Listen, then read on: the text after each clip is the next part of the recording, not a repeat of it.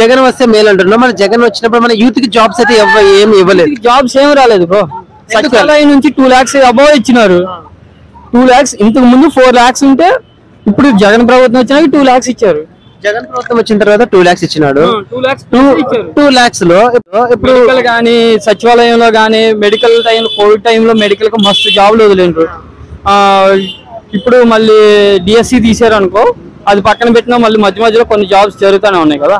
ఏ job జరుగుతున్నాయి మళ్ళీ ఎందుకు ఇవ్వలేదు జాబ్స్? 2 lakhs వదిలినే ఉంటున్నావు. సచివాలయం నుంచి 2 లక్షలు వదిలిన అంటున్నావు. ఆ 2 లక్షల్లో ఇన్ని జాబులు వదిలిన అంటున్నావు. కానీ ఆ జాబ్స్ అలా వస్తే అక్కడ ఏపీ వాళ్ళ అక్కడ ఏపీని వదిలిపెట్టి ఇక్కడ తెలంగాణకు వచ్చి జాబ్ చేసుకున్నంత అంత అవసరం ఉండదు కదా. అక్కడ గవర్నమెంట్ జాబ్ బ్రో, ప్రైవేట్ పరంగా ఇంప్రూవ్మెంట్ లేదు కదా. ఇంప్రూవ్మెంట్ ఇప్పుడు చేస్తున్నారు. ఇప్పుడు మధ్యలో ఇన్ఫోసిస్ వచ్చింది, కొన్ని ఎలక్ట్రికల్ కి సంబంధించిన కొన్ని కంపెనీస్ వచ్చినాయి, అన్ని వచ్చినాయి.